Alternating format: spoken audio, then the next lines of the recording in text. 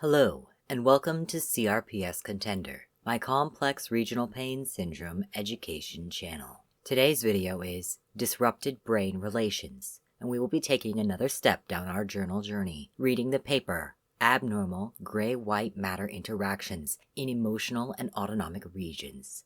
This is the super simple version. This is a very in-depth paper, so if you would like more detail, please see parts 1 and 2 where I get much more in-depth. This paper was published November 25 in 2008 in Neuron by a group of researchers from Northwestern University and University of Toledo. Let's take from the abstract. Chronic complex regional pain syndrome is a debilitating pain condition accompanied by autonomic abnormalities. We investigated gray matter structural measures of shape and volume, and white matter connectivity determined by water molecule diffusion direction in CRPS patients and matched controls.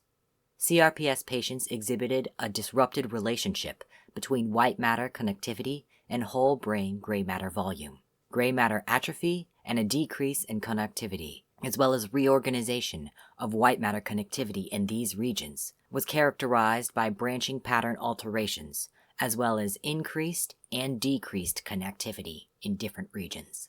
While regional atrophy differentially related to pain intensity and duration, the strength of connectivity between specific atrophied regions related to anxiety.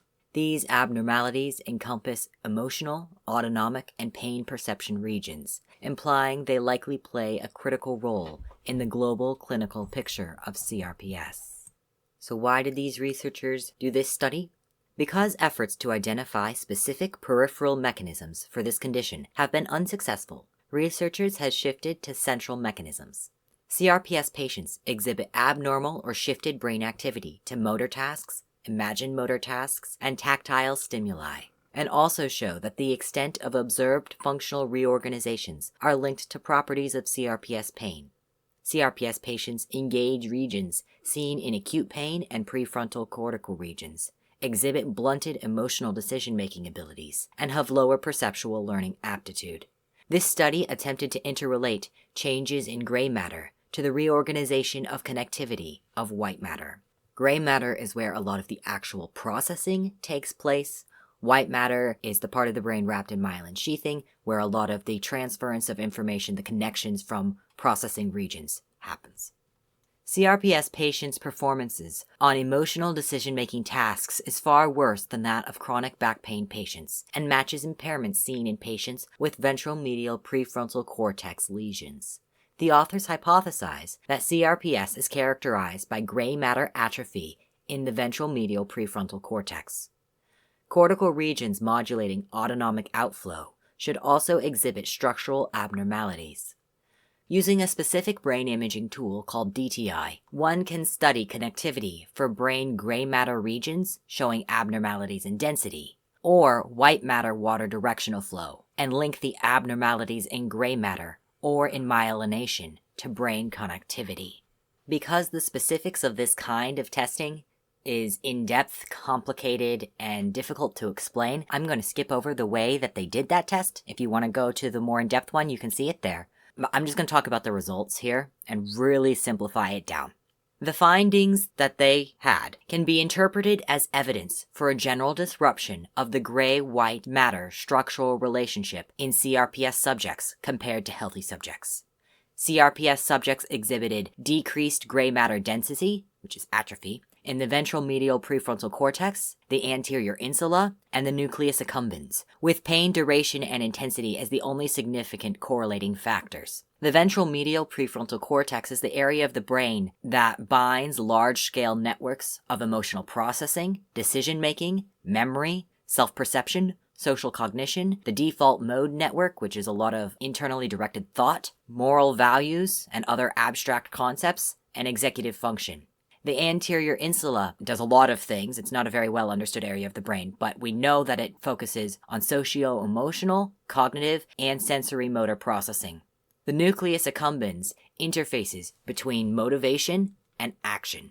In these images here at the bottom of this slide, you can see going from left to right is the ventromedial prefrontal cortex, right at the front of your brain. The insula is the red large section there, kind of the side of your brain. and then the nucleus accumbens sits right at the bottom of the caudate head, also there in red.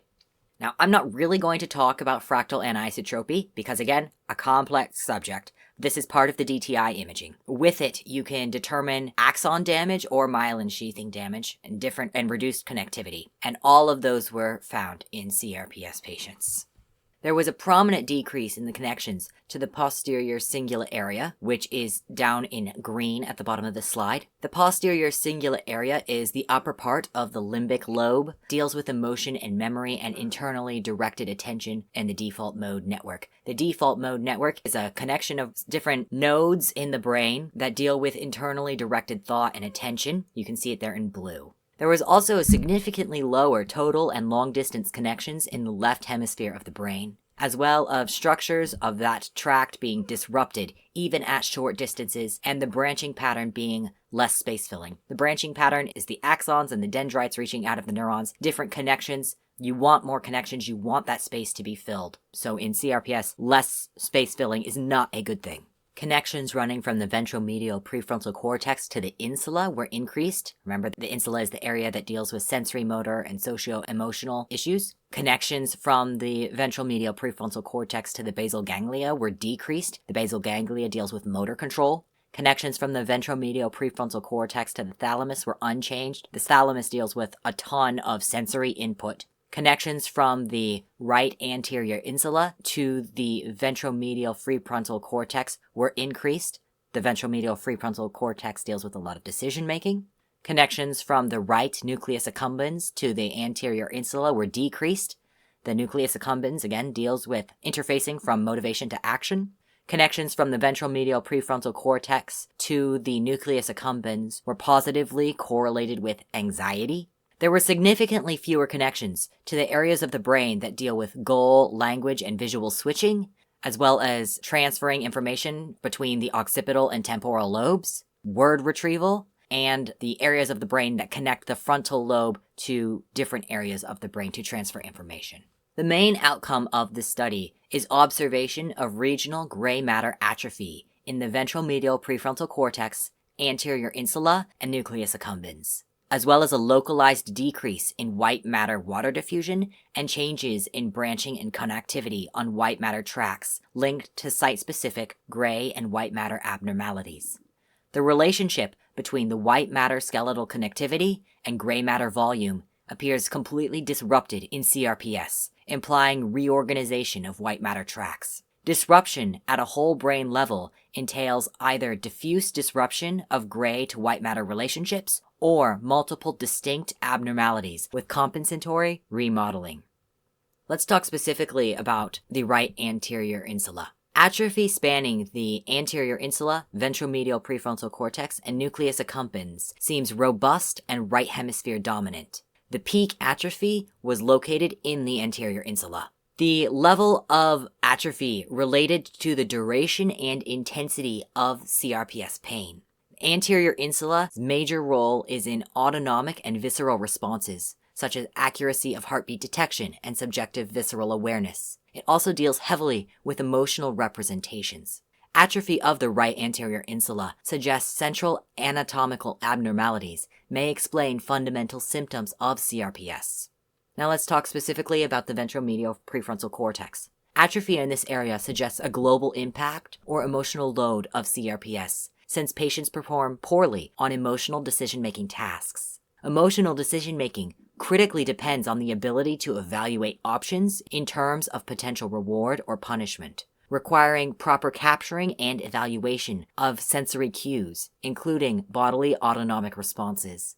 Neurons in this area encode emotional value of sensory stimuli, and damage to this area exhibits diminished emotional responses, social emotions, poorly regulated anger, and a low frustration tolerance. This study presents evidence suggesting a loss of axons or myelination or both, which can be interpreted as an injured white matter bundle. It appears to be an independent brain injury observed in CRPS and unrelated to gray matter atrophy. The injured bundle seems to affect connectivity to the anterior cingulate cortex and the supplementary motor area, regions repeatedly implicated in acute pain perception, especially the affective component or the emotional component. Here, starting on the left in green, you can see the ACC, and on the right in dark green, you can see the SMA. In the center image, you can see the ACC in purple red and the SMA, the supplementary motor area, in green up at the top, just so you can see how they kind of relate to each other. Decreased gray matter density in CRPS may be due to various neurobiological causes. They were able to exclude some of those causes through this study. White matter properties suggest rewiring, with evidence for synaptic pruning and target-specific rewiring. Correlations between brain atrophy and CRPS duration suggest that at least some gray matter changes are a consequence of living with CRPS long-term.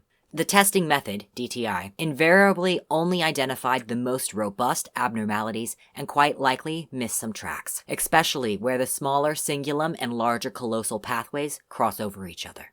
In conclusion, there is evidence of multiple pathological changes of the CRPS brain. The authors observed global disorganization of the relationship between gray and white matter. Regional gray matter atrophy seems limited to brain regions related to emotional decision-making and abnormal sympathetic outflow.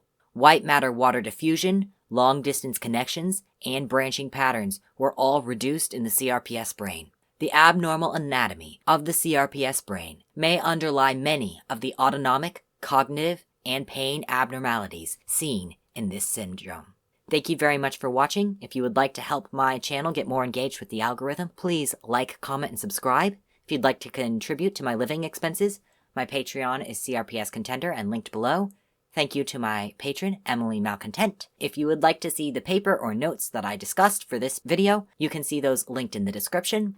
And again, if you want more detail on this, I have a part 1 and part 2 that goes in significantly deeper detail on this paper. I'll try to link those on the side.